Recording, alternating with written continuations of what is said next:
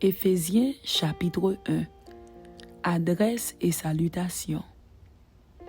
Paul, apôtre de Jésus-Christ, par la volonté de Dieu, aux saints qui sont à Éphèse et aux fidèles en Jésus-Christ. Que la grâce et la paix vous soient données de la part de Dieu notre Père et du Seigneur Jésus-Christ.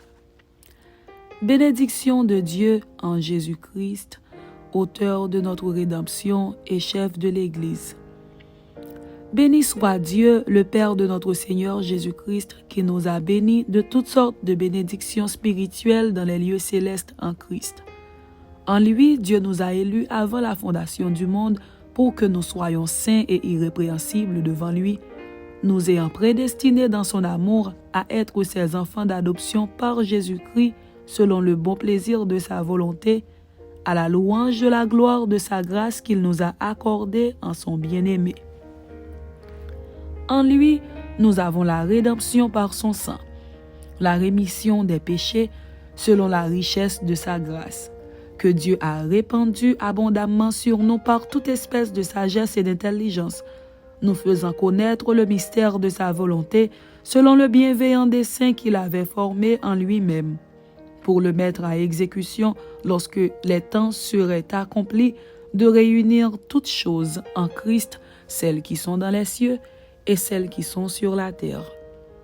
En lui, nous sommes aussi devenus héritiers, ayant été prédestinés suivant la résolution de celui qui opère toutes choses d'après le conseil de sa volonté, afin que nous servions à la louange de sa gloire, nous qui d'avance avons espéré en Christ.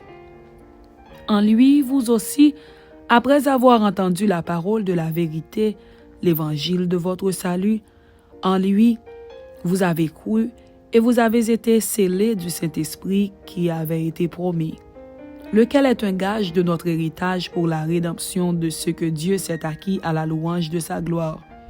C'est pourquoi moi aussi, ayant entendu parler de votre foi au Seigneur Jésus et de votre charité pour tous les saints, je ne cesse de rendre grâce pour vous, faisant mention de vous dans mes prières, afin que le Dieu de notre Seigneur Jésus-Christ, le Père de gloire, vous donne un esprit de sagesse et de révélation dans sa connaissance, et qu'il illumine les yeux de votre cœur pour que vous sachiez quelle est l'espérance qui s'attache à son appel, quelle est la richesse de la gloire de son héritage qu'il réserve aux saints, et quelle est envers nous qui croyons l'infinie grandeur de sa puissance se manifestant avec efficacité par la vertu de sa force.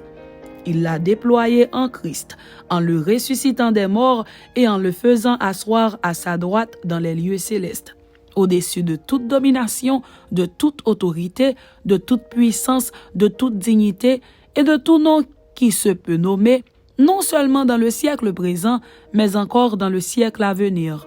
Il a tout mis sous ses pieds et il l'a donné pour chef suprême à l'Église, qui est son corps, la plénitude de celui qui remplit tout en tous.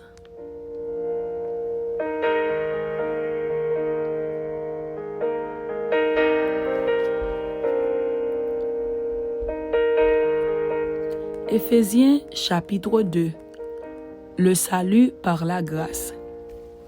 Vous étiez morts par vos offenses et par vos péchés, dans lesquels vous marchiez autrefois selon le train de ce monde, selon le prince de la puissance de l'air, de l'esprit qui agit maintenant dans les fils de la rébellion.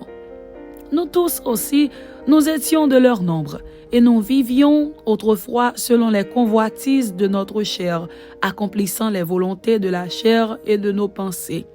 Et nous étions par nature des enfants de colère comme les autres. Mais Dieu, qui est riche en miséricorde, à cause du grand amour dont il nous a aimés, nous qui étions morts par nos offenses, nous a rendus à la vie avec Christ. C'est par grâce que vous êtes sauvés. Il nous a ressuscités ensemble et nous a fait asseoir ensemble dans les lieux célestes en Jésus-Christ, afin de montrer dans les siècles à venir l'infinie richesse de sa grâce par sa bonté envers nous en Jésus-Christ.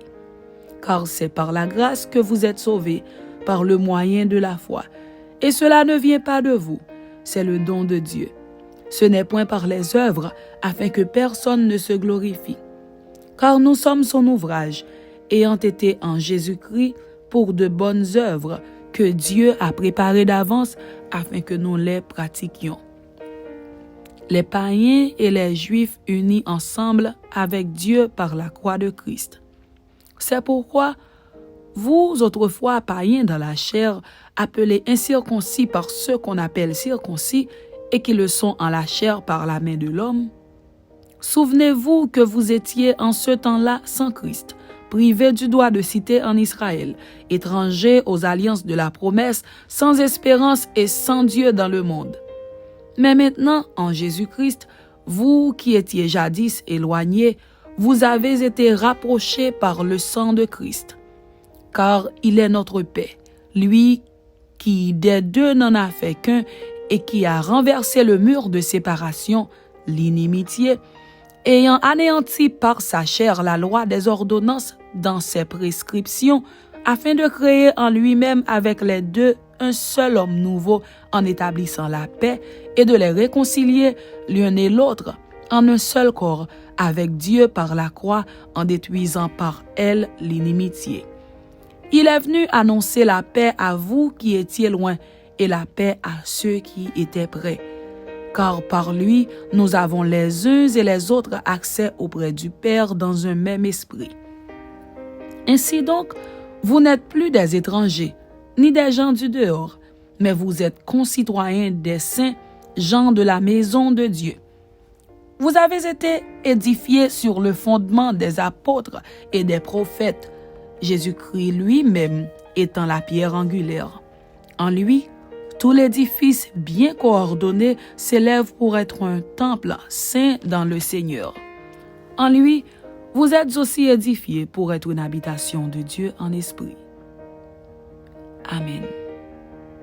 C'était Éphésiens chapitre 1 et Éphésiens chapitre 2. Que Dieu vous bénisse. Amen.